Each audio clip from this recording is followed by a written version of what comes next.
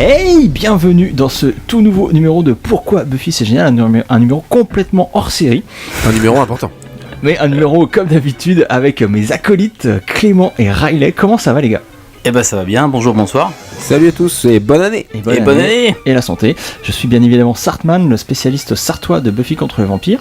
Et donc pour cet épisode hors série, on va vous proposer une immersion en pleine convention Buffy.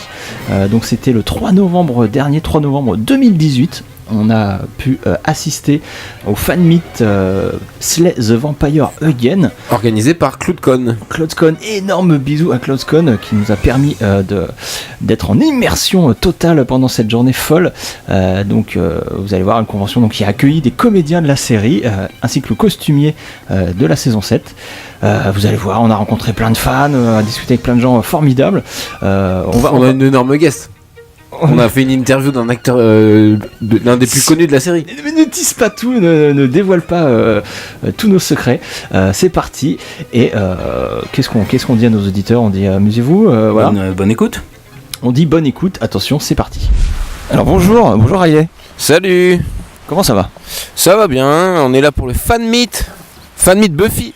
Arrêtez de parler très fort dans le micro. Ah oui. Le micro vous entend très bien. Ah oui, d'accord, je parle normalement là. Faut parler normalement, c'est un microphone de type audio. Alors oui, nous sommes à Levallois-Perret, devant l'hôtel Evergreen, et on va assister au fan meet Buffy avec des comédiens de Buffy et le costumier de Buffy. Matt Van Dyne. Nous on attend Clément évidemment, en retard. Comme d'habitude, Clément est en retard et bon, nous on est en avance donc ça va. Alors nous pénétrons dans un endroit lugubre. Non, qui est pas du tout lugubre. Si lugubre que on ça. pénètre dans l'hôtel Evergreen de Levallois-Perret. Le hall est magnifique. Ah oui, c'est une verrière, c'est incroyable. Très bel hôtel. C'est de toute beauté. On a très envie de s'y arrêter, manger des œufs brouillés. Des œufs brouillés et du bacon. Déjà énormément de fans de Buffy sur place. Et donc ouais, on arrive dans le hall du fan il y a meet. tous les fans de Buffy. Du fan meet Buffy. Et il y a des stands, il y a plein de gens. Et des gens qu'on connaît déjà. Et on va aller leur demander qu'est-ce qu'ils font là. Est-ce qu'ils sont... Et il y a des gens les samedis matins, vous êtes au courant ou quoi? On est samedi matin, ouais. Pourquoi et puis il y a des gens... chaperon rouge. Il y a le chaperon rouge, il y a des t-shirts Sunnydale. Je pense que c'est une réunion d'anciens élèves de Sunnydale, non? Ça doit être ça? Ouais, Tony, on le connaît. Ah, il y a Tony, comment ça va? Qu'est-ce que tu fais là? Eh bien, je viens voir des acteurs de Buffy, c'est très perturbant. Riley agresse les gens. Tu as le droit de le tenir, tu as le droit de tenir mon micro. Mon gros micro. Bonjour tous les fans. Tu es un habitué du fan meet Big M. J'ai l'habitude du fan meet. Alors ici, c'est le deuxième fan meet de CloudCon. Et je reviens parce que l'année dernière, c'était assez exceptionnel. Ok. Alors qui est là cette année? Qui est là cette année? Je parle normalement dans le micro. Qui est là cette année? J'ai rien dit. Alors cette année, on a Amber Benson. On a Larry Bagby, la star de cette émission. On a Christine Sutherland, la maman de Buffy, et on a Matt Van Dyne qui était costume designer sur la fin de la dernière saison. Alors là, pendant que Riley se fait interviewer, je suis avec Clément. Bonjour. Et on a découvert qu'il y a de magnifiques cosplays Buffy pendant cette convention. En effet. On va aller en voir quelques-uns. Allez, allons-y. Allez, allons-y. Bonjour. Je présente quelqu'un. Bonsoir. Oui. Ah bah oui. Bonjour. Il s'agit de Makio qui fait des cosplays absolument exceptionnels. Et Bonjour. qui est donc là aujourd'hui en Buffy chaperon rouge. Ok. Donc épisode Fear Itself, hein, c'est ça, saison 4. C'est ça. Donc une thématique Halloween, hein. C'est ça, On tout à vient de fait. passer Halloween il y a quelques jours. T'as complètement pris. Bah, je me suis dit c'est le moment. Quoi. Oui. Ça fait un moment que je voulais faire la tenue et du coup je me suis dit c'est le moment. Voilà. Eh ben c'est magnifique. Donc on décrit chaperon rouge, donc la petite robe, la cape rouge, le panier évidemment. Je décris. Qu'est-ce que t'as des armes, tu vois dans... Mais évidemment. Monsieur Pointu. Où est-ce qu'on peut voir ce que tu fais? Alors sur ma page Facebook Makioka no Sekai ou sur Instagram Makioka. Oh là là, attendez messieurs, mais là il est l'heure, c'est l'heure de la cérémonie d'ouverture. Faut immédiatement se précipiter dans la salle. Le salon Evergreen. D'accord, Tout où à de fait. nombreux fans sont déjà installés. On sent quand même une tension dans l'air. Hein. On est très impatient de voir. Il y a grosse impatience. Tout à fait. de voir les invités. Décris-moi Oui, nos oui, auditeurs voilà, pour qu'ils aient l'impression de vivre ce moment avec Qui nous. sont un peu avec nous. Alors il y a une petite estrade avec 2 fauteuils et des micros et des bouteilles d'eau. Donc nous attendons que les invités arrivent. Et à côté se trouve un écran. Je pense que des petits extraits de Buffy vont être diffusés. Trois, Ça ou 7 à la maison, je sais pas. Mais à mon avis, ce sera plutôt Buffy. C'est l'un ou l'autre. À mon avis, ce sera plutôt Buffy. Donc là, on découvre un magnifique montage de séquences cultes de la série. Sur une musique qui fait bien monter la tension. On est chaud patate.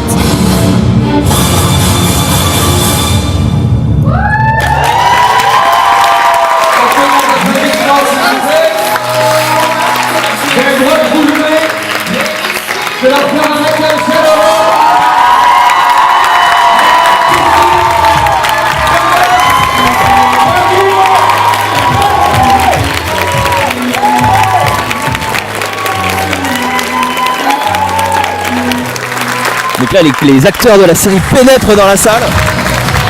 Donc la journée commence avec l'arrivée des guests, Amber Benson, Christine Sutherland, Larry Bagby et le costume designer, donc Matt Van Dyne. C'était complètement fou. Il y avait une ambiance un peu de malade, comme on vient de l'entendre dans les enregistrements là. Ouais. Bien sûr. Explosion de joie. Et donc c'est parti, le premier panel commence et c'est Christine Sutherland, donc la comédienne qui interprète Joyce Summer, la maman de Buffy, qui commence et les premières questions des fans arrivent également. Moi, ma question était de savoir quand est-ce que Joss Whedon vous a annoncé la mort de Joyce, comment vous avez réagi et aussi à la base comment vous imaginiez que le personnage allait finir dans la série. When I got sick and went into the hospital, I thought, this is it. This is it. And of course, Josh being Joss surprised everybody, including me. Et donc au départ, le premier épisode où il commence à aller à l'hôpital, etc., elle se dit bon bah là ça y est, c'est la fin, c'est fini. Elle dit mais Joss, étant lui-même, mais il a continué à surprendre tout le monde, et moi y compris. Bonjour, j'aurais voulu savoir quels aspects de la relation mère-fille avec Buffy, avec le personnage de Buffy, vous trouvez le plus intéressant. I think the most interesting aspect of it was I was one of the first single moms on television. But my mother had gotten divorced years before it became so common. So I grew up with a single mother. So it's a very different relationship because it was just the two of us. So for me, that was the most interesting part, is not having the dynamic of two present parents and finding your way with a single child as a single mom. Pour elle, l'aspect le plus intéressant dans la relation, c'était d'être une mère célibataire qui doit être seule à élever son enfant. Elle dit en plus, à la télévision, le personnage de Joyce a été un des premiers personnages en série télé à être mère célibataire. Elle dit, et elle-même, elle vient d'une famille où ses parents ont divorcé il y a très longtemps, à une époque où c'était pas si commun de divorcer. Donc elle a grandi en tant que fille avec une mère célibataire, et du coup, elle trouvait ça intéressant de voir la dynamique que ça pouvait donner d'être que deux, la mère et la fille, et pas avoir la dynamique d'une famille complète. My French sounds so great. Thank you. Bonjour. Question très importante. Que pensez-vous du reboot de Buffy? Buffy reboot. Mais parce que c'est sûr que ça va être fait ce truc.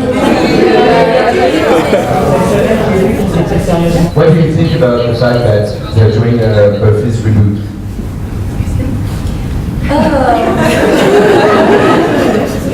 I don't think about it that much. I don't know. I mean, I'll be interested to see it. I mean, Buffy was very socially relevant when we did it, and I'm sure that the new Buffy will be very socially relevant to today's world, which is so different than the world was when we made the original. Au départ, par rapport au reboot, elle disait j'y pense pas tant que ça.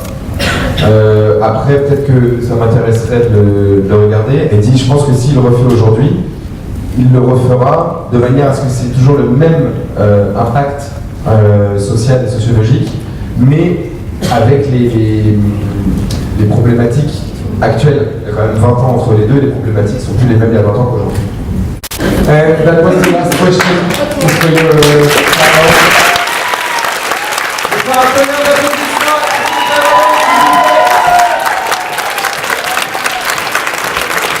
C'est donc la fin du panel Christine Sutherland. On a appris plein de choses. Une femme formidable. Mais alors là. Mais là, il faut absolument qu'on aille se préparer pour l'interview de Larry. On va interviewer Larry. Bah oui, il faut.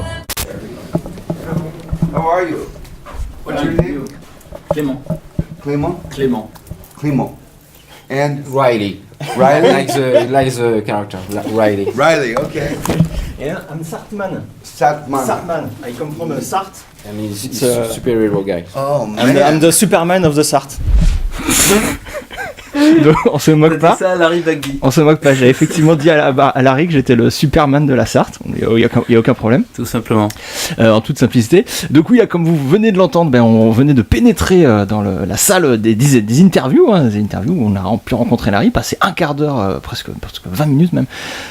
Très sympa, très ouvert, très chaleureux, mec, le Larry. Et donc on commence l'interview avec un petit montage que j'ai préparé de la dernière séquence dans laquelle le personnage de Larry apparaît. Il se fait un petit peu étaler par un serpent géant. Voilà, oui. Voilà, donc ça doit faire mal. Mais moi, comme je suis un énorme fan de Larry, moi à ce moment-là de l'interview, je crois pas. Je crois pas. Moi, je crois que Larry est toujours vivant. Donc, je vais demander à Larry, l'interprète, si Larry, le personnage, est mort ou encore vivant. So, we start the interview with a little footage we want to show you.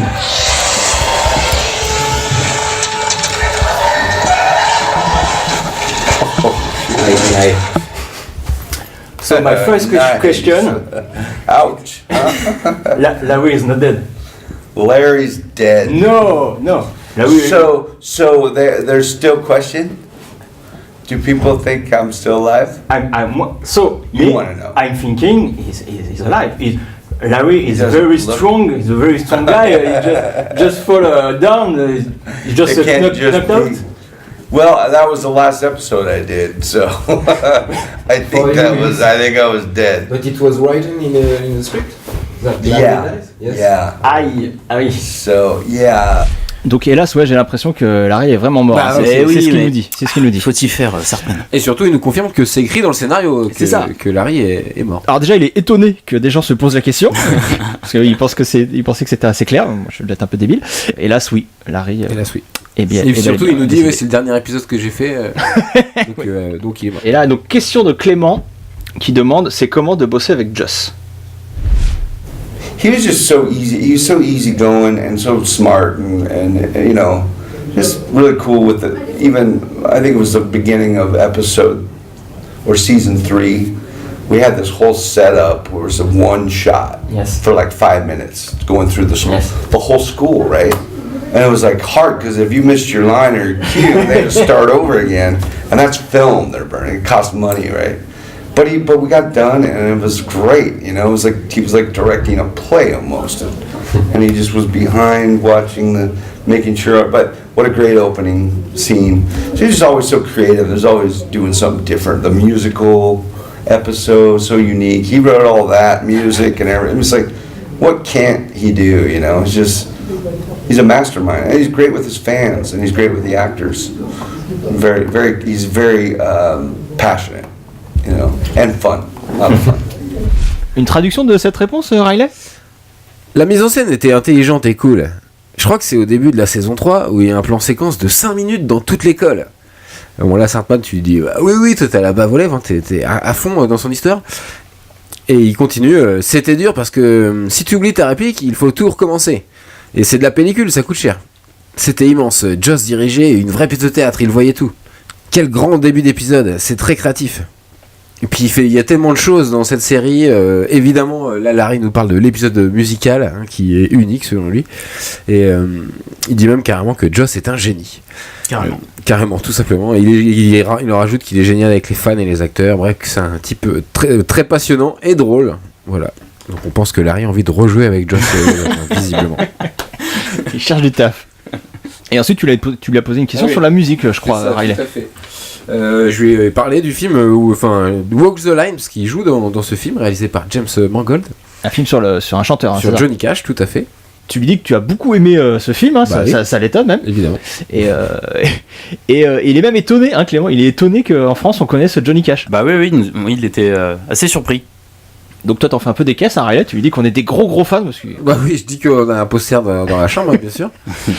et surtout, je lui demande si la musique a eu un impact un peu sur sa façon de jouer la comédie. Est-ce que c'est important pour lui la musique? Évidemment, parce qu'il est musicien. Oui, c'est ça. Parce qu'il est musicien. Et donc voici sa réponse. You know, music always helps me get to the emotions, and I use it a lot of times to kind of calm down, or sometimes just, you know, when I sing, it really helps kind of center my body, you know.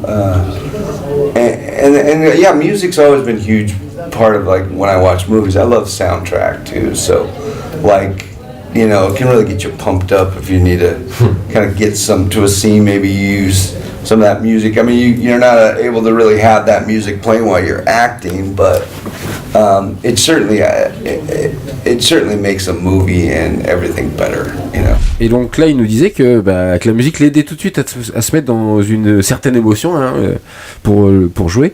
Et donc il écoute aussi souvent la musique pour se calmer. Alors, il m'a pas l'air d'être très nerveux comme gars. Et surtout, il se met à chanter, voilà, la musique, il ressent la musique dans son corps. Enfin, c'est un vrai musicien, un vrai artiste de scène en plus, comme on a pu avoir la chance. Peut-être là, je tease un peu le. Tease un maximum. Bah, il faut plus que les gens restent sur ce podcast. Hein, c'est vrai. Et il rajoute surtout qu'il aime les bandes originales de films, qu'il en écoute souvent et que justement ça l'aide à rentrer dans un film quand il en regarde un, que soit des fois ça le réveille quand il s'endort et parfois à l'inverse, que ça vraiment fait ressortir des choses d'un point de vue émotionnel. Et donc voilà, moi je suis un passionné de montage, vous savez bien, donc là on enchaîne avec un autre petit montage vidéo qu'on a préparé et qu'on montre à Larry sur une tablette. Et là c'est un mix des meilleures scènes de baston de l'épisode Halloween, dans la meilleure scène où il se fait taper, quoi. Il se fait complètement défoncer par Xander et c'est très très drôle, et il regarde ça avec beaucoup de souffrance.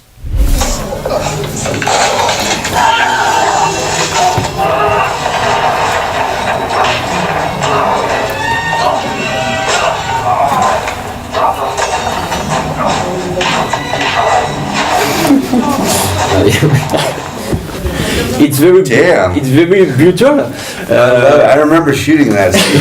You were beaten quite hard in your first episode. I got my ass kicked. And did you? That's a nice way to say that. You were beaten quite hard. I got my ass kicked. Donc là, ouais, il dit qu'en gros, il se rappelait pas avoir tourné ça. Je pense qu'il s'en rappelle, mais il est un peu gêné de se faire tellement défoncer. En vrai, il était mort de rire en regardant la vidéo. Donc. Bah ouais. Et moi, j'ai étonné parce que je trouve que c'est très très brutal quand même. Je trouve que Larry prend extrêmement cher, et il est d'accord avec moi. Ouais, il en rajoute même en disant qu'il se fait carrément défoncer. Et donc, ce qu'on savait déjà de Larry, c'est qu'après l'épisode Halloween, son personnage n'avait pas prévu ne devait pas revenir. Et quand il s'est fait rappeler pour l'épisode Phases, donc je lui ai demandé s'il n'a pas eu peur de revenir dans une série comme Buffy, tellement ça avait été brutal, les scènes de baston dans le premier épisode. Et donc là il nous raconte donc comment se sont passées ces scènes de baston en fait, qui étaient visuellement qui ont l'air très brutales, mais qui au final ont été très très marrantes à tourner. No, get it all done. It was fun. It was a lot of fun doing the stunt stuff. You know, I remember I had a moment there because we were shooting super late. Like it was like 2 in the morning, and we were overtime. I think we wrapped at like 4 or 5 a.m. And it was just a long day and night, you know, and we're just sitting outside waiting. But once we started fighting, it was like we got like all into it. Bah non, il disait que au contraire, c'était très sympa de faire les cascades, bon, même si c'était très tard, à 2h du matin, alors qu'ils étaient debout depuis 4h du matin, ils faisaient des grosses journées, mais que, voilà, dès qu'il fallait se battre, ils étaient prêts, et qu'il a vraiment adoré ce tournage, mais c'est fatigant. Et donc moi je suis étonné, je lui demande si c'était vraiment lui dans tous les plans, s'il n'y avait pas de cascadeur, et il nous confirme que oui. Et il dit ouais. Tout simplement. Il est badass. La réponse, c'était toi vraiment. Ouais. Il fait ses propres cascades. Yeah, I've had a stunt guy when it falls, and I think I did most of everything. So they taught us all the punches and how to, make it look this. So they walked us through all that, which was great. And we practiced. We kept practicing too. So in between shots, we would be working out like the scene. But yeah, that was a blast. I just remember thinking though, like it was one of those moments where I'm like, is this really what I do? I mean, it was great. I'm getting paid, but I'm like, what? Are we just a bunch of kids like making movies, like fight scenes at like 3 in the morning? Alors, il dit qu'il avait un cascadeur pour quelques chutes, mais qu'il a fait la plupart, quoi. Il nous explique que les cascadeurs, justement, les entraînaient à prendre des coups et en donner. Et parfois, il se disait, putain, mais c'est génial, en fait, là, on est en train de se battre et on est payé pour le faire. C'est quand même incroyable. On était juste, il dit que on était comme une bande de gamins qui font leur film avec des scènes de combat à 3h du matin.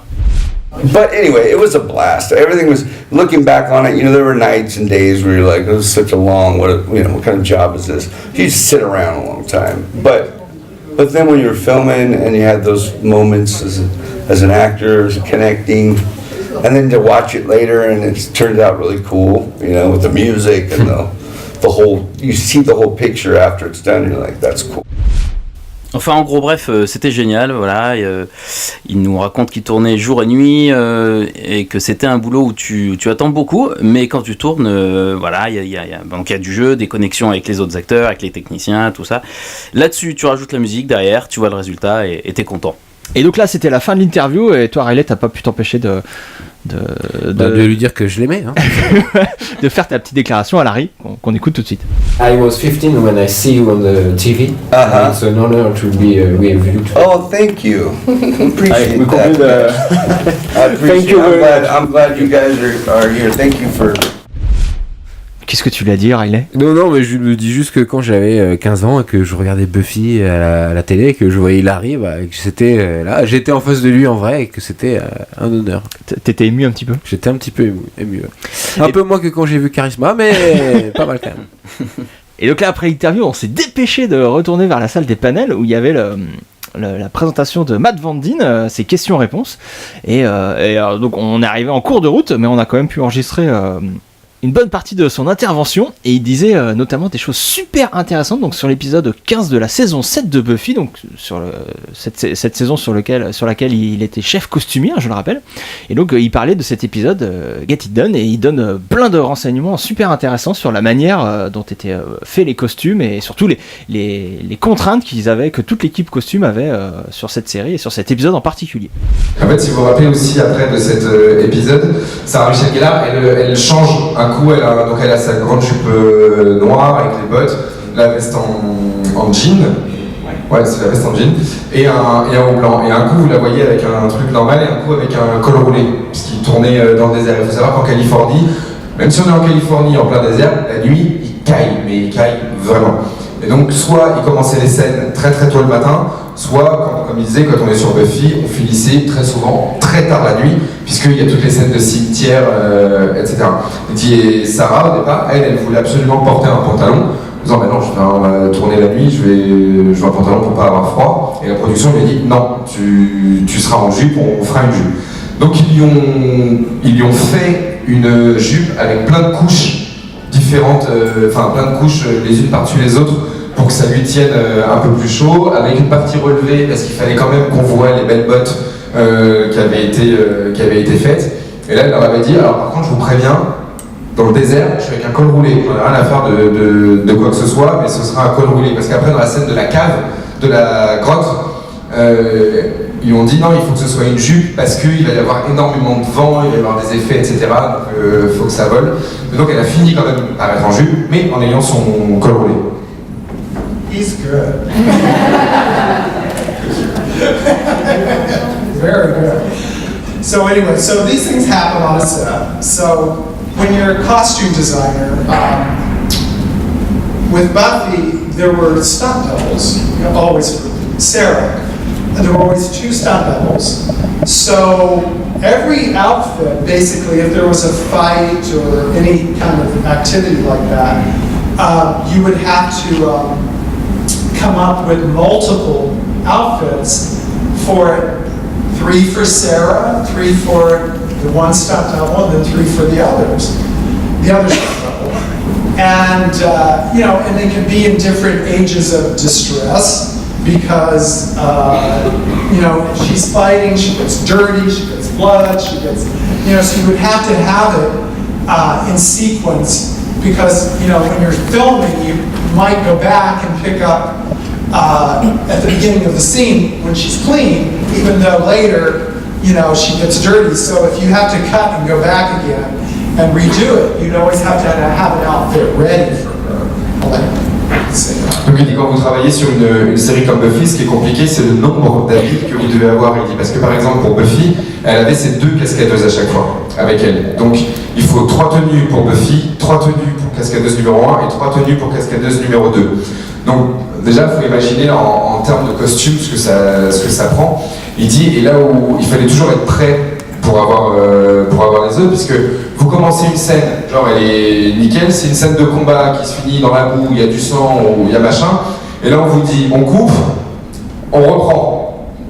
Mais les tenues, elles sont déjà salies ou abîmées ou quoi que ce soit. Donc si on reprend, il faut déjà de toute manière avoir plusieurs tenues pour remettre à la place, pour la remettre propre, pour reprendre. Donc c'est un vrai boulot assez compliqué.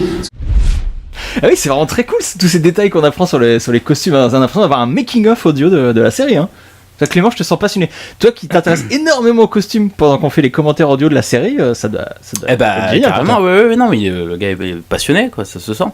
Just real quickly then, about the stunt doubles, we would often do like harnesses, and they would be attached to a wire, and the jacket or whatever they're wearing would have to be opened in the back, and then we would have to split it up the back, and we'd have to come up with clever ways to disguise these things.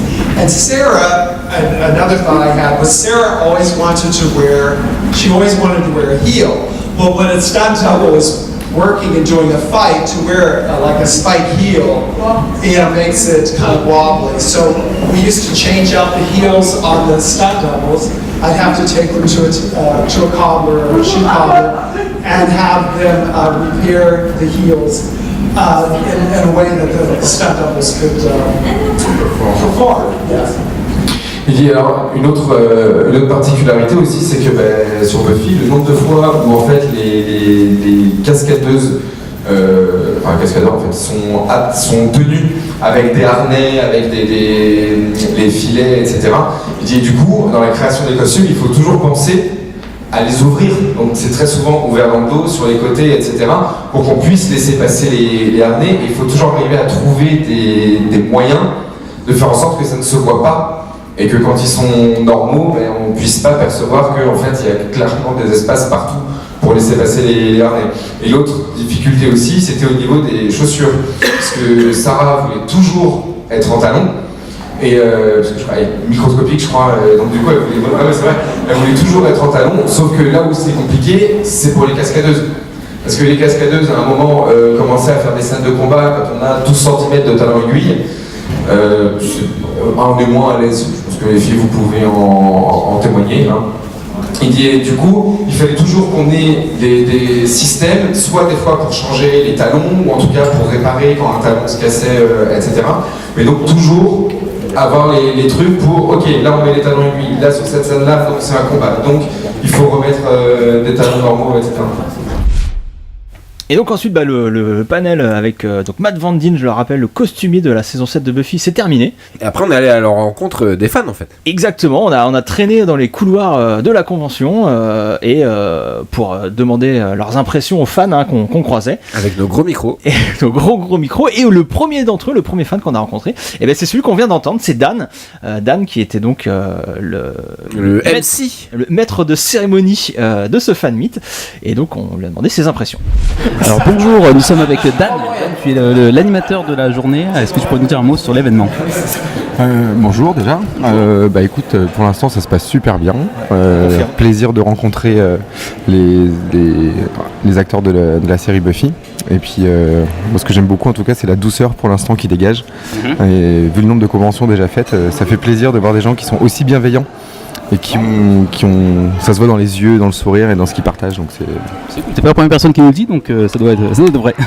Un petit mot. Le costumier là de Buffy, c'était impressionnant. Il a sorti plein d'anecdotes très très précises sur la série. Alors moi je suis pas habitué à ce genre de convention. C'est souvent qu'on a des anecdotes aussi précises sur le show. On en apprend autant. Alors, là, je pense que la particularité aussi qu'il y avait là avec Matt, donc le costumier de la série, c'est que en général, on fait venir quasiment que les acteurs. Ouais. Donc les fans vont avoir tendance à surtout poser des questions sur la série, sur ce qui se passe, des petites anecdotes, la scène la plus drôle, etc. Et lui, je pense qu'il devait déjà se douter que les gens n'auraient pas forcément des questions précises à lui demander. Et donc, on voit qu'il a vraiment préparé son truc. Il a cherché de quoi il allait parler, qu'est-ce qu'il pouvait nous montrer, etc. Ouais, il a amené des photos, même un morceau de costume. C'est ça, il a ramené une veste, il a ramené des chutes de costumes. Et ça fait du bien aussi de voir quelqu'un qui a à ce point envie de partager les métiers de l'ombre. Parce que sur une série ou sur ce type de convention, on voit que la façade. Et on voit jamais en fait les gens qui bossent derrière et on en parle très peu. Donc là c'est intéressant aussi de voir l'arrière enfin, l'autre côté de la façade de ce qu'on voit à la télé, quoi. On est avec Alan, et comment se passe ce fan meet, Alan? Alors ça se passe vraiment bien, c'est vraiment excellent. Là j'ai eu la chance de rencontrer Christine Sutherland et Matt, la personne qui s'occupe des costumes dans la saison 7. C'est vraiment impressionnant et c'est vraiment sympa, c'est des rêves qui deviennent réalité. Et donc là tu retrouves plein de fans de Buffy aujourd'hui? Oui voilà, on retrouve toute la Buffy Family, tout le monde réuni. C'est vraiment c'est un plaisir d'être tous réunis. On est avec Hugo, organisateur de ce fan meet. Comment ça se passe pour l'instant? Super, franchement on est très contents et j'ai eu des bons retours des acteurs. Donc tout va très bien. Alors quelques chiffres, ça fait combien de temps que ça se prépare, vous êtes combien dans l'équipe, des choses comme ça? On a commencé à bosser sur la deuxième édition le 15 octobre 2017. Ah oui, d'accord. On a tout lancé le 31 octobre, Halloween. Et on est là le 3 novembre 2018. Parce que booker des guests comme ça, il faut aussi prendre un an à l'avance du coup. Tout marche aussi selon les ventes de l'événement. Et ensuite, eh bien, on book les guests au fur et à mesure. Plus vous vendez des passes, plus vous pouvez faire venir potentiellement des guests. Voilà. Et alors parle-nous un peu de l'intimité des guests là, comment ça se passe? Est-ce qu'ils sont cool? Raconte-nous un peu. Des secrets adorables, des secrets, en fait il n'y en a pas tant que ça, à ce que tout le monde peut croire, mais non, ils sont chouchoutés, ils sont très bien, ils sont vraiment super heureux d'être là et je le précise bien parce que c'est vraiment le cas et ils sont super heureux. Donc là on est devant un stand incroyable avec des reproductions d'objets qu'on voit dans la série. Alors il y a des dessins d'Angel, il y a des pieux, et il y a la croix de Dulac, évidemment, il y a l'ombrelle que reçoit Buffy en fin de saison 3. Qu'est-ce qu'il y a d'autre, Clément? Il y a de l'eau bénite aussi. Il y a également la statuette de Pom-Pom Girl de la saison 1. Avec ce superbe plan avec les yeux enfermés dans la statue. Bon bref, elle est là, elle est à disposition. Je crois qu'elle est enfermée dans la statue. Peut-être qu'elle est enfermée, le personnage. On voit les yeux bouger. On va peut-être demander aux gens qui vendent ces objets ce qu'ils en pensent. Est-ce que le personnage est vraiment coincé dans la statue? Effectivement oui, mais on ne sait pas dans laquelle. Ah d'accord, parce qu'il y en a deux effectivement qui sont... Les deux qui sont là sont factices, elles ont peut-être déjà été vendues. Mince, on arrive trop tard. Bon bah il y a quelqu'un qui a une sorcière enfermée chez lui. Donc il paraît que tu crées... alors ton prénom, dis-nous ton prénom. Donc mon prénom c'est Ludivine. Ouais, et tu fabriques des objets du monde de Buffy, hein, c'est ça? Comment décrire ce que tu fais? Du monde de Buffy. D'accord. Buffyverse. On me demande souvent de fabriquer sur d'autres séries, mais si tu veux, j'aurais pas la même passion et le même engouement. Parce que donc tu es fan avant tout. Ah, fan avant tout. Génial. Depuis la trilogie du samedi. Alors dis-nous par quoi tu as commencé, comment ça a commencé? Alors comment ça a commencé? Ça a commencé il y a 5 ans en fait, si tu veux. Mon rêve c'était d'avoir une boîte des gentlemen. Et puis évidemment j'en trouvais pas dans le commerce parce que ça n'existait pas, on n'en trouvait pas. Et donc mon mari m'a dit mais pourquoi tu essaierais pas d'en faire une? Donc j'ai dit j'essaye, je tente ma chance. T'avais jamais fait ça, fabriquer des objets? J'avais jamais fait ça. Donc j'ai beaucoup analysé, si tu veux, les imprimés écrans de la série et j'ai travaillé sur cette base-là avec des dessins. J'ai reproduit toute la boîte, si tu veux, et toute sa frise en dessin.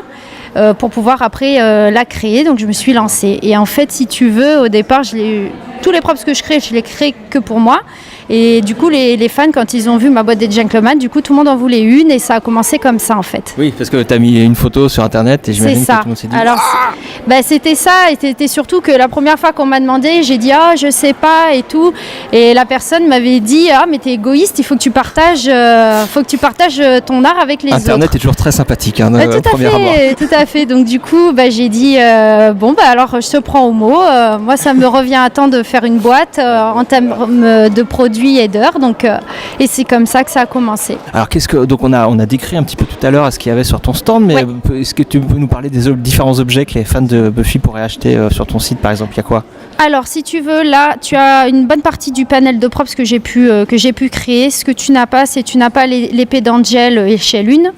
Parce qu'évidemment, je suis dans le sud de la France, donc monter une épée, c'est un peu compliqué. D'accord. Voilà. Oui. Le médaillon de Spack, tu peux pas l'acheter sur le stand, mais tu peux me le commander parce que c'est une pièce que je ne peux pas mouler. Donc, si tu veux, à chaque pièce que je crée comme une boîte des Gentleman, je suis obligée de la créer de A à Z. D'accord. Je ne peux pas faire de moulage. Contrairement, par exemple, au masque de Cordolfo, qui lui a eu un prototype d'origine que j'ai moulé, et donc je peux ressortir un certain nombre de pièces en fonction de la souffrance du moule, bien évidemment. D'accord, ouais. Et donc on a noté ton site quelque part. Est-ce que tu peux nous le rappeler? C'est le The Prop Maker Scooby Gang sur Facebook. Donc on encourage tout le monde à aller voir ça parce que des objets assez impressionnants visuellement et donc qui est complètement raccord avec l'univers de la série. Ça fait plaisir. Les gens autour de moi confirment. Écoutez, bravo, moi j'adore vos podcasts, donc je vous écoute. Donc ça fait plaisir de vous voir en vrai. On est là. Ouais. Et bien maintenant tu seras dans le podcast. Donc, ça fait plaisir. Super interview avec Ludivine, vous connaissiez son travail à Ludivine, là, Prop Maker? Ouais, moi j'avais vu passer sur Facebook, mais là de voir en vrai, c'était cool. Impressionnant. Un boulot de dingue. Ouais, allez voir ça, les fans de Buffy, vous allez voir, c'est complètement fou ce qu'elle fait. Et on a croisé un copain de Buffy Angel Show, le site consacré à la série, le site qui regroupe plein de fans de la série. Et c'est donc Jimmy. Je suis donc avec Jimmy de Buffy Angel Show, comment ça va? Eh ben écoute, ça va et toi? Ça va bien, on passe un bon moment. Ouais, on est levé tôt. C'est dur. C'est ça, t'arrives à profiter quand même ou tu penses beaucoup à ce soir?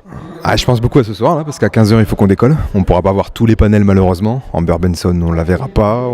Enfin vous allez la voir pour nous, vous nous raconterez. On va couvrir l'événement en audio. Et nous il faut qu'on prépare tout pour ce soir. Donc alors voilà, explique aux gens qu'est-ce qui se passe ce soir, qu'est-ce que tu as prévu pour les fans de Buffy? Alors ce soir on a prévu un after work en fait, alors c'est pas comme l'année dernière une vraie soirée, c'est un petit after work pour décompresser entre fans, il y aura à manger, il y aura à boire, il y aura de la Black Frost. Qu'est-ce qu'on a prévu? Tout un tas d'animations, toutes les demi-heures une nouvelle animation, et quiz, tombola, concours cosplay. À quelle heure ça commence? Alors ça commence à 19h et puis ça finit à minuit. 19h, minuit, ouais. Et on a diète et on sera là. Le micro de Pourquoi Buffy c'est génial sera là également ce soir pour couvrir ça. Hey. Alors que là il se prépare quelque chose d'assez improbable et on va avoir un petit concert de guitare, Riley. Et oui, l'animation surprise, ce serait peut-être un concert de Larry, hein. Ça s'annonce comme ça là. Toi tu sens le concert de Larry, toi? Après si vraiment ils insistent, tu veux bien aller chanter, mais... T'as douce voix. Oui, donc Larry Babgi, donc, qui interprète le rôle de Larry Besdell dans la série, donc qu'on voit dans la saison 2 et 3. Larry est aussi musicien à 16h et donc là il est en train de s'équiper d'une guitare et il va nous faire un petit concert. C'est une surprise incroyable. All right. I'm gonna just play a few songs for y'all. Thank you. The first one I'm gonna play kind of tells a little bit about me, who I am, what I'm all about, I guess. It's called Country by the Sea, which is my latest album. Et donc spécialiste musique, il vient de dire quoi là, Larry? Et Larry a pris sa guitare et il nous annonce qu'il va nous jouer quelques chansons là en exclu, donc les gens sont complètement dingues. Et il nous dit que la première chanson qu'il va nous jouer ça lui permet de se présenter, ça va nous raconter un peu qui il est et puis d'où il vient. Et c'est une chanson qui s'appelle Country by the Sea qui est tirée de son dernier album. It goes like this.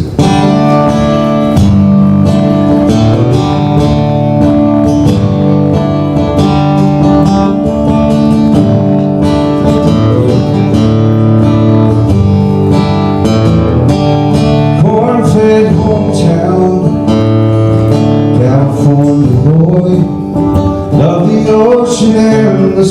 sunshine, we've settled me to joy. Mom's from West Virginia, Daddy's from LA. Wear a cowboy hat, designer jeans, and lay back southern way. When I didn't go to college or study philosophy, my music through the faith is how he speaks to me. Don't have no certificate of what I am to be. I got a genuine degree. Sing country by the sea.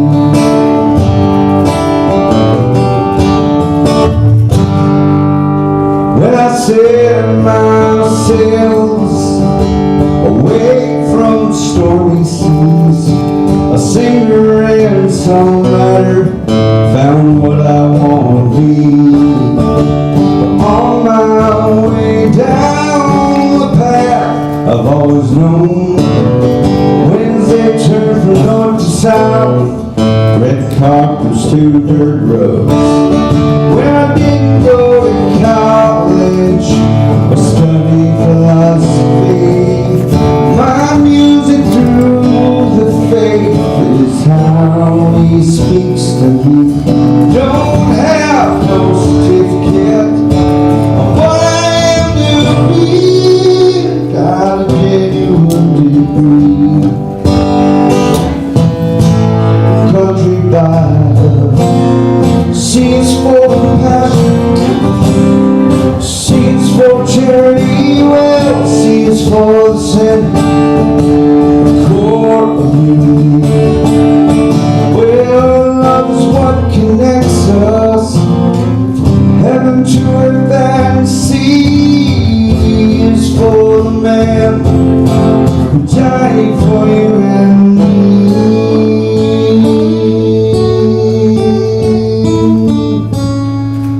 Well, he didn't go to college or study philosophy.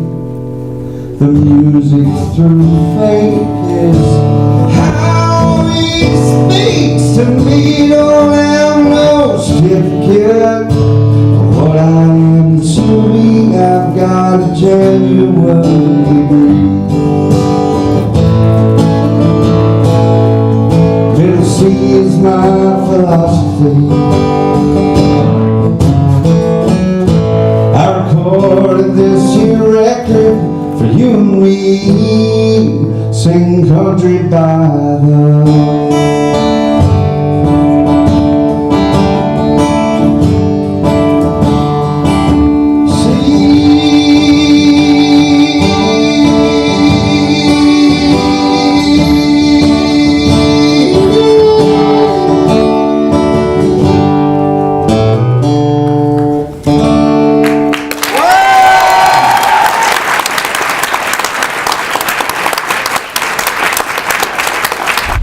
C'était cool, hein, ce petit intermède musical. Hein. Excellent. Oui.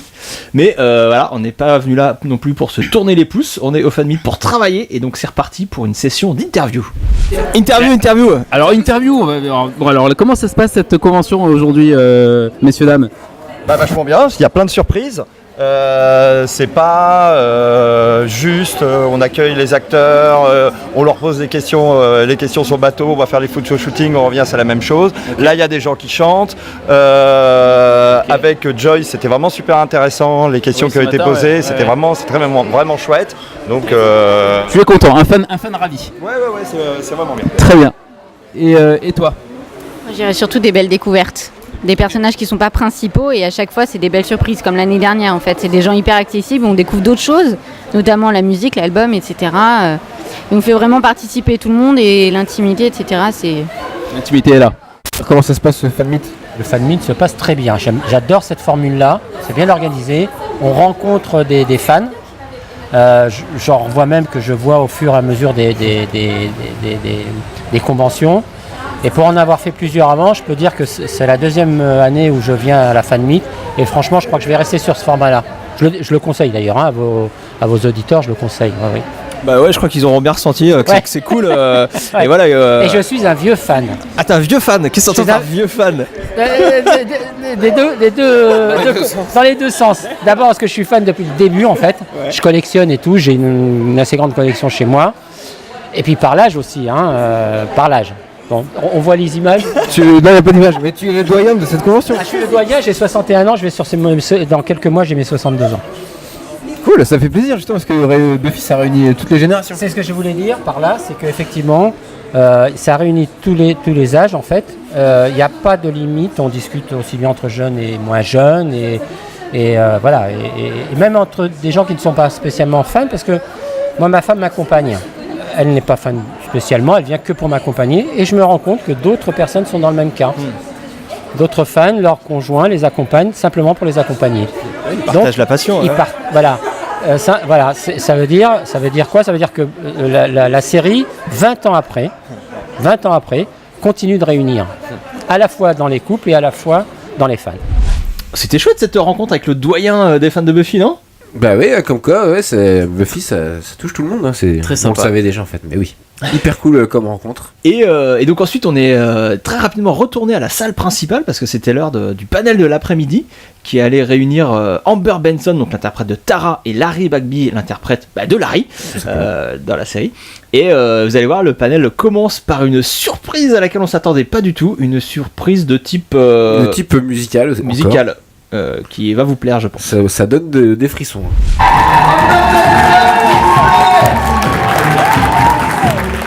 Amber qui va chanter une chanson apparemment, Clément. A priori, ce serait la surprise, on attend de voir. Ouais, elle a l'air de s'équiper d'un microphone et d'une guitare. On va avoir Amber et Amy qui vont nous faire Under Your Spell.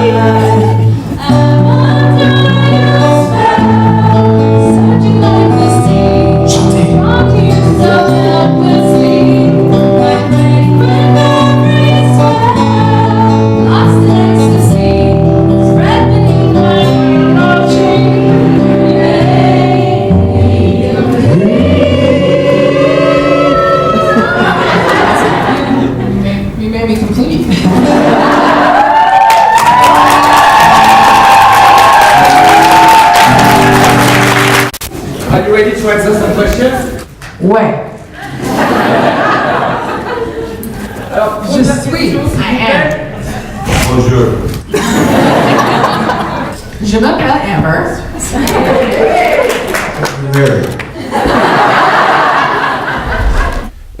Après des petites blagues en français de la part de Larry et Amber, le vrai panel a commencé avec des questions des fans.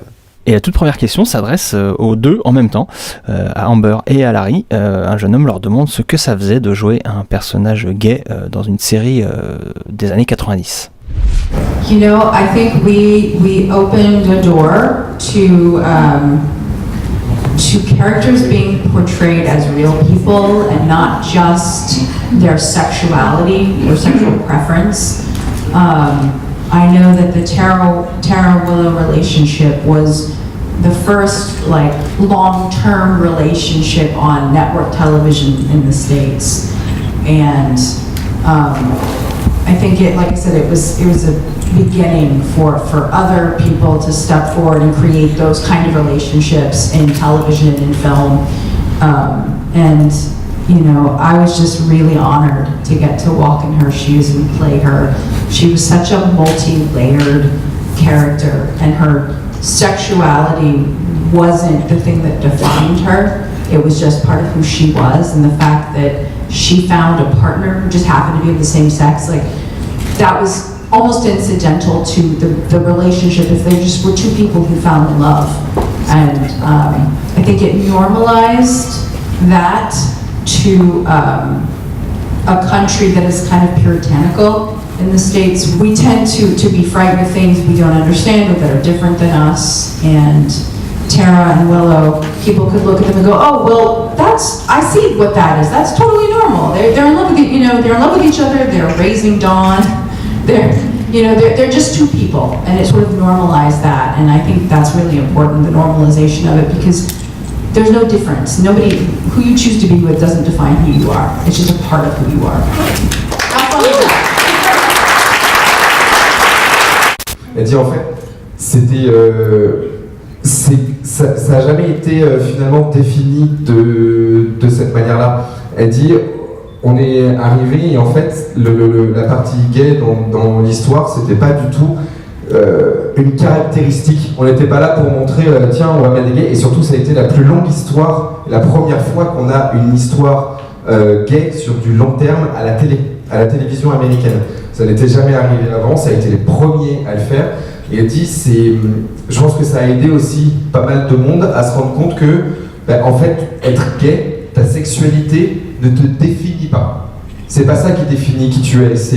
Ça fait partie voilà, ça fait partie. C'est comme un trait de caractère en plus ou en moins. Elle dit dans la manière dont ça a été amené.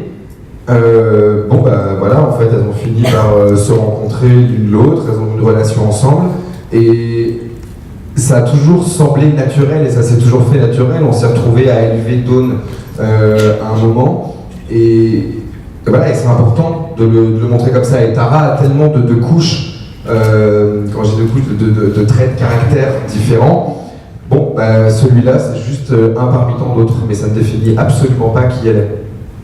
For me, it was an interesting character to play, and I liked it because it wasn't your stereotypical gay, as if there is one, I guess, but I was just a regular football player, and I just happened to be gay. I was so gay that my grandma was fixing me up with guys. It's one of my favorite lines. That was just great, wasn't it? But yeah, it was interesting, and the timing on that was interesting, and I hope it's helped somebody along the way, just connecting with the character, realizing we all have a voice and we all should speak our minds and be who we believe we are.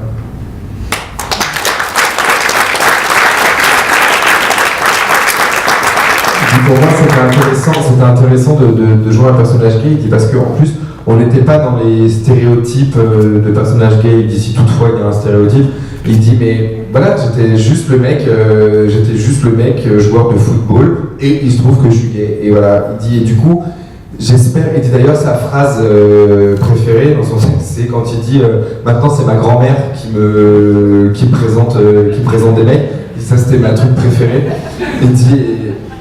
Il dit j'espère surtout que d'avoir pu interpréter ce personnage de cette manière-là, il espère que ça a pu aider des gens au fur et à mesure du temps, à la plus forte raison à l'époque.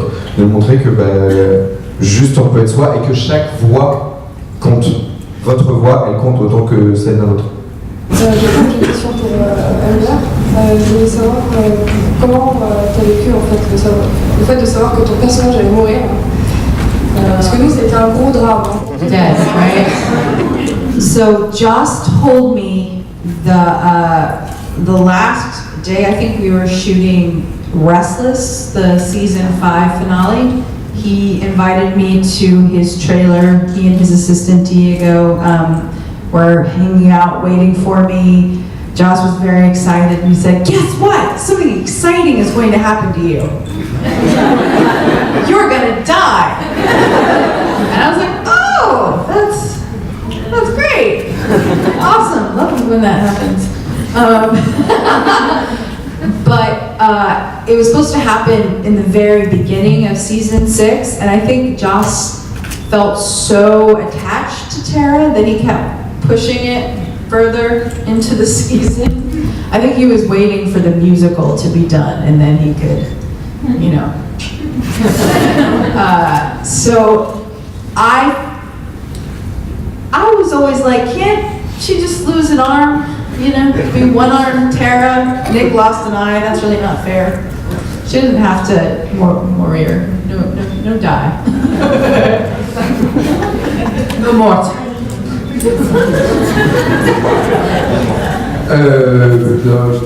En fait, la manière dont elle a réagi quand elle a appris qu'elle allait mourir, en fait, ça a été dans le dernier épisode de la 5, pendant qu'il la tournait.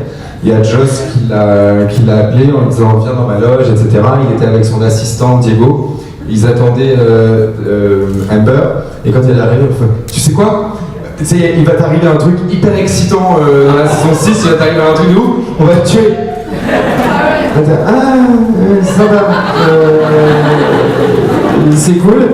Elle dit, je pense qu'au départ, je devais mourir plutôt vers le début de la saison 6, et qu'il n'a pas arrêté de repousser le moment, parce que, elle dit, je pense que Joss, il s'est quand même attaché au personnage de Tara. Elle dit, je pense qu'il voulait aussi que l'épisode musical soit passé, et du coup, voilà, et puis après elle est morte. I felt like I was watching myself. Et après, elle a rajouté, elle dit, moi j'étais là, on peut pas juste genre lui couper un bras, non mais vraiment, juste je reste, on coupe un bras. Elle fait, je sais pas, Nicolas, on lui a crevé un œil, là, bon bah voilà, on va m'enlever un bras et je reste là.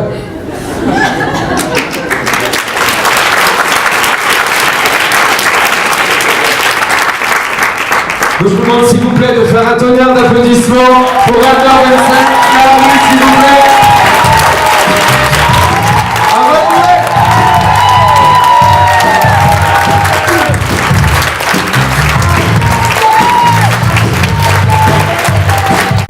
Donc on disait qu'on avait un Clément, je sais pas si d'accord, on a un gros coup de cœur pour Amber Benson. Tout à fait. Vous êtes sous charme, Et figurez-vous que j'ai croisé le mari de Amber Benson dans le hall d'entrée tout à l'heure, et on a grave une chance les gars, parce qu'il est super moche, on a grave une chance. D'accord, ouais. Et bon excusez-moi, je vous laisse, alors j'y vais. Alors Clément, vous avez pu approcher Amber Et bien du coup, oui, figure-toi que j'en ai profité, donc je me suis présenté, voilà, Clément, pourquoi Buffy c'est génial, ton personnage est incroyable, vraiment, c'est super, et on a à mais discuter. attends, priorité au direct, tu nous raconteras ça un autre jour. Je te coupe parce que là c'est l'heure du quiz, chez nous, on a envoyé notre meilleur agent. Qui chez nous est spécialiste des quiz? C'était tonton Jace, mais il était pas dispo, du coup j'y suis allé, je suis monté sur scène pour représenter pourquoi Buffy c'est génial.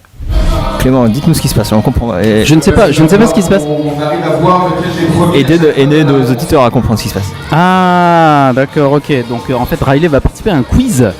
Il est aligné avec d'autres participants sur la scène. Ils ont tous un t-shirt Buffy il y a un ou assimilé.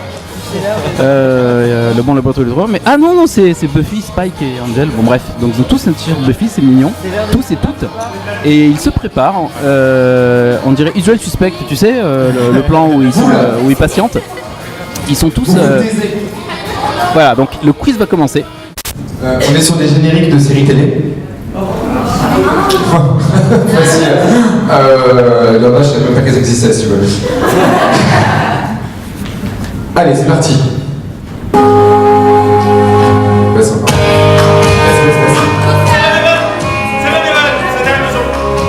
C'est ça.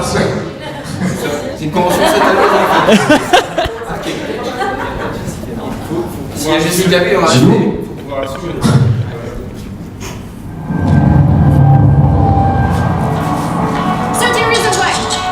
Yes, 13 Reasons Why. Riley est nul à chier. Yes. Riley en très très petite forme, il n'a aucune bonne réponse, aucune réponse d'ailleurs. Ah, dès qu'il y a du Jean-Jacques, là, Riley se réveille. Ouais, Riley!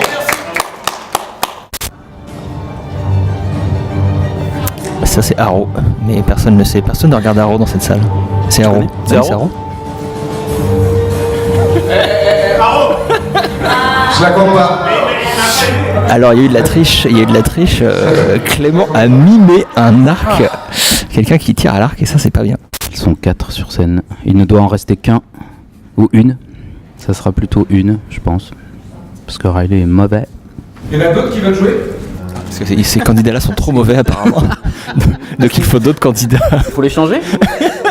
Ils sont pas assez bons. Bah du coup, vous deux qui avez un point, vous avez un autographe chacun, et vous deux, vous en avez deux chacun. Ouais, bravo! Ah, et donc ce quiz, alors Riley, raconte-nous, tu as gagné quelque chose? Les gens ont bien pu constater que t'étais pas très bon. J'ai cartonné, tu rigoles, et j'ai carrément gagné une photo avec Amber Benson. Ah, pas mal. Tout pas simplement. Eh oui. Donc, écoute, j'y suis allé, direct, j'ai couru. Et on t'a accompagné, ça nous a permis de rencontrer une nouvelle fois quelques fans de la série pendant les files d'attente pour les photos. Pour les photos et les dédicaces. On en a profité avec toi. Est-ce que Drusilla voudrait dire au micro de pourquoi Buffy c'est génial? Pourquoi Buffy c'est génial? Buffy c'est génial parce que t'as plein de personnages hyper détaillés. Drusilla est le meilleur personnage évidemment. Précisons aux gens qui écoutent, tu as un cosplay de Drusilla. Moi je pense que tu aurais dû gagner. Et tu es la gagnante ex aequo du concours de cosplay.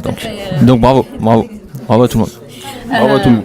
Oui, en costume de Drusilla qui a toujours été mon personnage préféré et Juliette Lando est une personne extraordinaire que j'ai eu l'occasion de rencontrer plusieurs fois. Et puis Buffy c'est pour moi ça reste la meilleure série qui a jamais été faite. Et donc on a continué à remonter la file d'attente et on a croisé plein d'autres fans et notamment Julie qui a été incroyable pendant le quiz, pendant le fan meet, Clément. Tout à fait, d'ailleurs elle était tellement incroyable qu'elle a répondu à toutes les questions haut la main, donc bravo. Qui gagnait une photo de groupe en répondant à 12 questions. 24 questions sur 29. Ok, c'est un joli score, on s'incline, bravo. Et là, il y a du spécialiste. Je me souviens qu'on était en compétition à la soirée l'année dernière sur les questions. Ouais, c'est ça.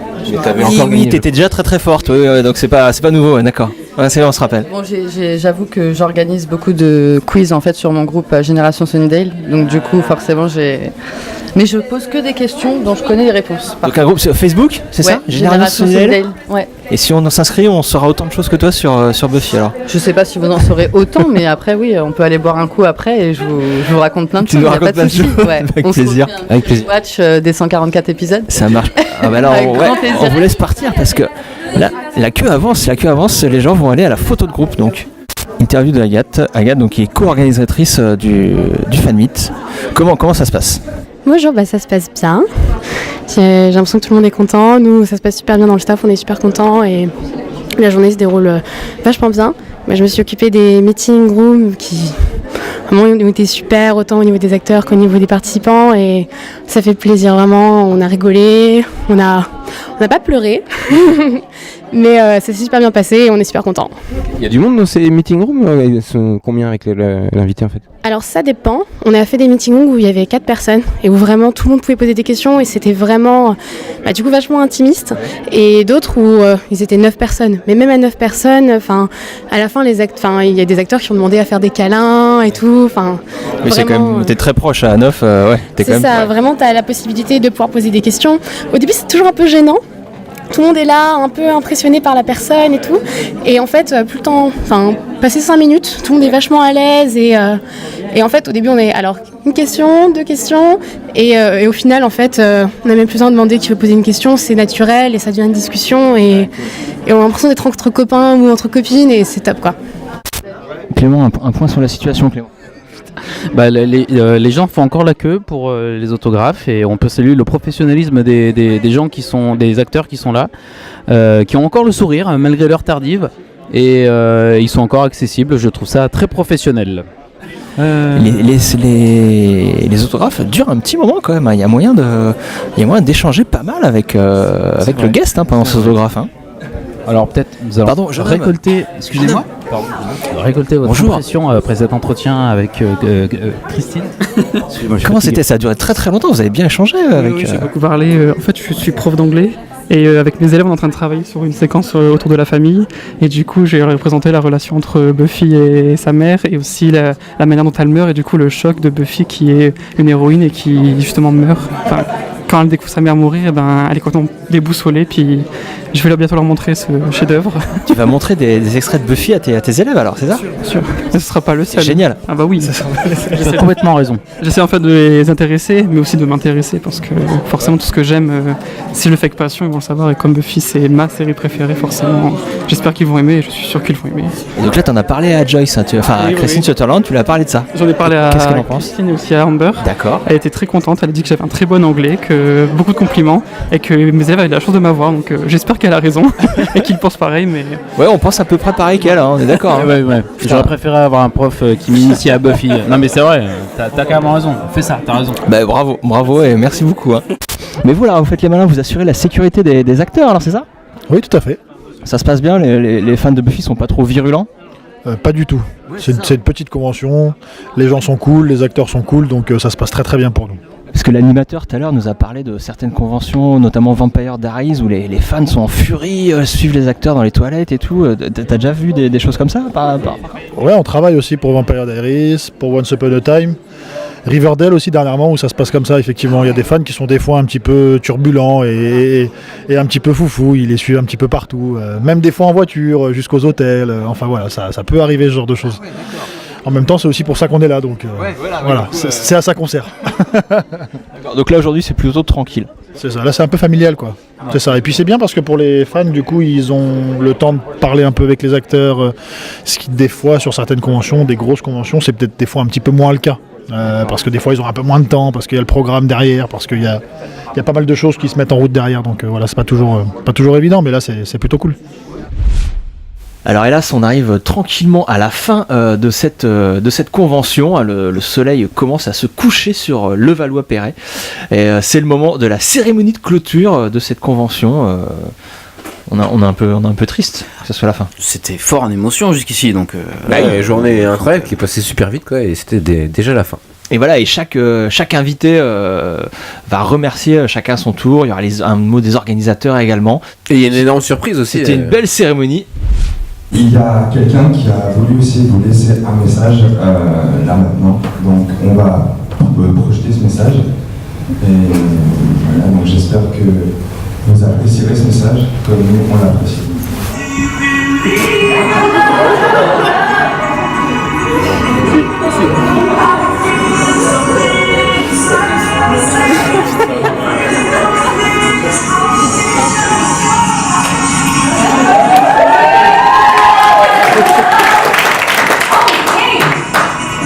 How's it going? Hey, it's Dagny Kerr here, aka Kathy, Buffy's demon roommate. That's right. Et là, sous nos yeux ébahis, il se passe un truc de fou. On découvre une vidéo de la comédienne qui joue Cathy. Vous vous rappelez Cathy, la colocatrice de Buffy, la coloc de Buffy, dans la fan de Cher. Fan de Cher. Et donc, c'est la comédienne qu'on retrouve là, face caméra, qui nous fait un petit sketch sur fond de You Believe. Hein, tout à fait. Et qui va nous annoncer un truc complètement incroyable. In about a year from today, well, a little over a year, October 12th and 13th, I will be coming to Paris for... Et donc là, comme vous pouvez l'entendre, c'est l'explosion de joie dans la salle. Tout le monde est fou parce que, et voilà, on vient d'apprendre donc qu'il y aura un nouveau fan meet en 2019. Donc alors, j'ai pas les dates en tête, mais c'est vers octobre 2019. Ouais. Vous pouvez même déjà acheter vos billets, c'est un truc de fou. Donc à ce moment-là, on venait d'apprendre qu'il y aurait donc Cathy, mais il y a aussi depuis d'autres guests. voilà, depuis, on a appris que d'autres invités était déjà prévu et qu'il y en aurait sûrement d'autres si l'engouement se poursuit. Donc pour l'instant, parce que et c'est une grosse différence. L'année prochaine, ce sera sur 2 jours. Sur 2 jours, oui, il y a ça aussi. Donc pour l'instant, donc il y a Cathy, il y a Spike, il y a le maître et le juste des justes. Le juste des justes. Avec un peu de chance, on aurait une interview du juste des justes. Et ça, serait formidable. Je risque de tomber dans les pommes s'il se passe ça. Mais voilà, vous l'avez entendu, les fans étaient comme des dingos après cette annonce. Mais voilà, arrivé. Exactement. Mais ce podcast, bien que la convention soit terminée, ce podcast n'est pas terminé puisqu'il s'est poursuivi par une soirée organisée par Buffy Angel Show et Jimmy qu'on a entendu un peu plus tôt dans le podcast. Donc ils ont organisé une soirée dans un club parisien. Et entre fans de Buffy, on était entre fans de Buffy. Et donc là, on va s'y diriger. On va par contre dire au revoir à Clément. Hein, Clément, tu nous as quitté pendant cette soirée. Tu n'as pas participé à la soirée. J'ai déserté. Bah oui. Je sais plus pourquoi, mais oui, j'étais fatigué. Heureusement, on était quand même accompagné à Riley pour cette soirée. Hein. On avait des collègues de soirée. Bah oui. On était accompagnés des valeureux Big M et Fabrice et plein d'autres auditeurs que je vous propose d'écouter parce qu'on a évidemment plein de monde et laisser ouvert le micro de Pourquoi Buffy c'est génial pendant cette soirée formidable. Donc nous sommes actuellement à la cave Saint-Sabin avec Riley. Riley, comment ça se passe cette soirée Buffy? Ça commence tranquillou hein. On est arrivé, on a répondu direct au quiz. T'as gagné des lots? Et surtout il y a des pizzas, il y a de la pizza à l'entrée là. T'es arrivé de bonne heure, comment ça se passe cette soirée pour l'instant? Il n'y a pas beaucoup de monde et il y a des très bonnes pizzas. Ah voilà, la pizza marche très bien alors. Voilà, il y a pas mal de nourriture. La bière est bonne, je sais pas quoi dire. Profitons-en avant que tout le monde arrive parce que là tout le Valois va rappliquer. Je pense que j'ai mangé les 3/4 de la pizza 4 fromages. On va pas le dire. Voilà. C'est quoi le programme? Le programme, quiz, blind test, tombola. On va faire aussi la battle Buffy contre Angel sur le blind test. En fait, c'est D'ailleurs, t'as pas allé chercher ta petite étiquette. C'est à l'entrée, il faut prendre une étiquette. Ah oui, mais il faut se le coller là. Comme ça, après, tu seras catégorisé. Et c'est l'équipe qui répondra le plus vite sur le blind test et qui aura le plus de points qui va gagner. Donc, soit les Buffy, soit les Angel, soit les Spuffy, soit les Briley. Moi, je suis brûlé, je suis complètement brûlé. Ou les nôtres. Ouais, voilà. Les Buffy toute seule. Alors, elle est toute seule. Oui, voilà, il y en a qui proclament Buffy toute seule. Ok, donc ça va être la guerre ce soir, on est d'accord hein? Ah ouais. C'est la guerre. Le quiz, comment ça se passe pour toi? C'est très difficile parce que moi, je ne connais pas les réponses, les gens hurlent. J'étais en train de réfléchir à une théorie. Est-ce que les Spuffistes sont des serpentards? Alors, je suis très très mauvais en Harry Potter, mais j'ai envie de te croire. C'est les méchants ou pas? Oui, mais oui. Voilà. Bon, oui, on est d'accord. Les Spuffistes sont évidemment les méchants, évidemment. Les Spuffistes, c'est les serpentards. On est d'accord là-dessus. Bon, comment ça se passe ce quiz? Ah, ce quiz est mortel. C'est mortel. T'es dans quelle équipe toi? Neutre. Mais neutre, vous êtes mauvais, vous avez 0 points je crois. Comment? Vous avez 0 points? Ah non, faut pas déconner quand même. Tu as trouvé des bonnes réponses? J'ai aidé à trouver des bonnes réponses. C'est un travail d'équipe avant tout le quiz. Je n'ai pas du tout les titres des épisodes, donc c'est très très chiant. C'est ce qui est demandé, donc c'est un peu dommage. Les Spuffistes sont les serpentards, les neutres sont les poufs-souffles, les Briley sont les cerfs d'aigle et les Bangels sont les griffons d'or. C'est validé, on peut graver ça. Ouais, c'est sûr. Merci en tout cas beaucoup pour cette classification très précise. C'était important de le faire. Il y a tombola. C'est l'heure de la tombola. Qu'est-ce qui se passe Big M? Tombola, tirage au sort pour tombola, on peut gagner quelque chose. Qu'est-ce que vous dites Ryan? Qu'est-ce que vous dites? J'espère que je vais gagner. J'ai le numéro 17. On attend très très fort le numéro 17. Le numéro 6. Je l'aime pas le 6. Oh, il est déçu. Oh, il est tellement déçu. Ah ouais, je la veux. Ah, une figurine. Oh là là, une figurine signée par Amber en personne. C'est le lot que tout le monde veut gagner. Qui tire. Qui est le numéro 20 qui a gagné? Et oui, nous avons un gagnant. Une figurine signée par Amber, c'est complètement incroyable. Alors réaction, on suit ça selon. De quoi? Tu es content? Ouais, je suis content. Ouais. Donc ça c'est une figurine de Tara, c'est ça? Mais elle est pas signée elle. Si, là. Ah oui, en fait, je peux pas l'ouvrir, c'est ça? Tu me sembles un peu déçu quand même par ce lot. Donc ça va, c'est pas sur l'emballage, donc c'est là, donc je peux l'ouvrir. Oui, toi tu as envie de jouer avec la figurine? Non, je vais la mettre dans vitrine. Bravo en tout cas, bravo. On va se casser, Sartman, je suis dégoûté là. Ça m'insupporte, c'est toujours les mêmes qui gagnent. Riley, vous seriez pas un petit peu mauvais joueur? Non, pas du tout, moi j'ai le numéro 17 et j'attends que ça. Ou alors qu'il t'appelle toi, ce serait drôle. Sauf qu'on ne choisit pas, c'est un concours, Riley. Ils ont le droit de pas tirer le numéro 17, c'est leur droit. C'est le plus injuste des jeux, le tirage au sort. Oui, toi, zéro stratégie. Tu voudrais une partie de Twister pour te départager. Grave, ce serait une super idée. Et le dernier jaune, c'est un poster d'Ingos. Non, c'est ça, bien. Ah oui, le poster d'Ingos. D'Ingos Ate My Baby, hein, je rappelle, le groupe de musique de Oz. Je veux gagner. Oz, et comment s'appelle l'autre, le pote de Oz? Le pote de Oz, le chanteur des Dingos Ate My Baby, tu te rappelles comment il s'appelle? Devon. C'est moi. Je viens de gagner un lot en direct. Nous sommes en direct. Nous sommes en direct à la radio. On applaudit. Je crois que je l'ai, hein. Ouais, c'est ça. C'est complètement. C'est bon, nous sommes en direct et nous venons de gagner un poster incroyable. Merci. Alors je tiens à remercier l'ensemble des gens présents. Merci à mes parents aussi également. Remercier Joss Whedon, sans qui rien ne serait possible. Merci beaucoup, merci, vous êtes incroyables. Plus tard.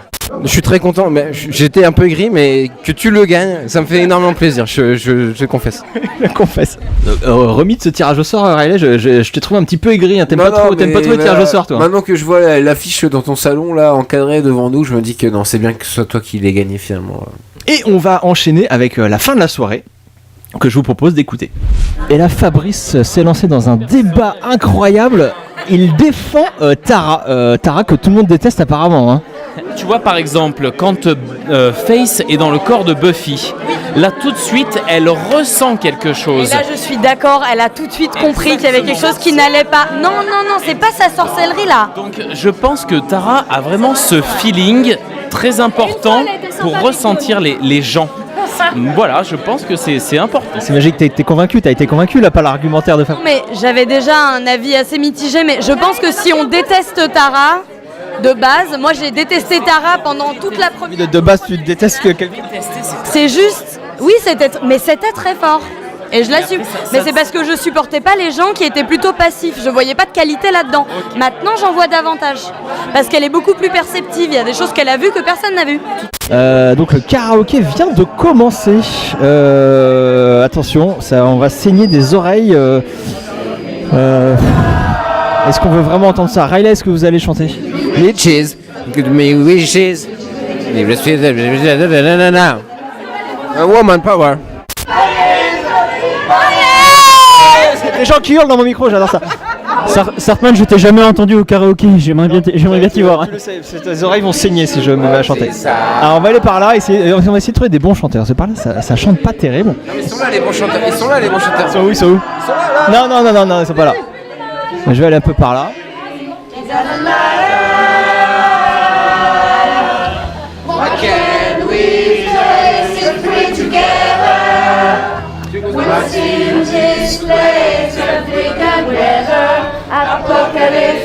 Ouais, ça chante pas mal par là. Non, ça chante pas.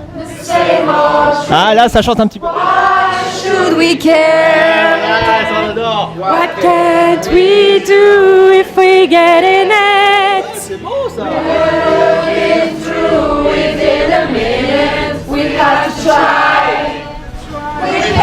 On va aller de l'autre côté, ça chante pas mal par là.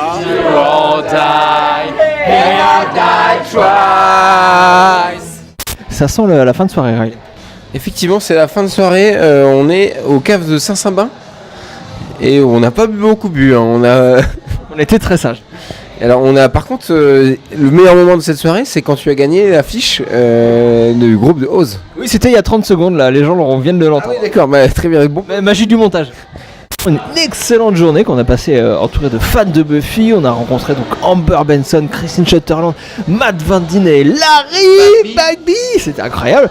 Et on a fini dans les caves de Saint-Sava avec d'autres fans. On a fait des karaokés, des quiz incroyables, des tombolas. C'était une journée incroyable, riche en émotions. On remercie bien évidemment les copains de CloudScon, les copains de Buffy Angel Show pour avoir organisé ces deux événements, le fan meet et la soirée.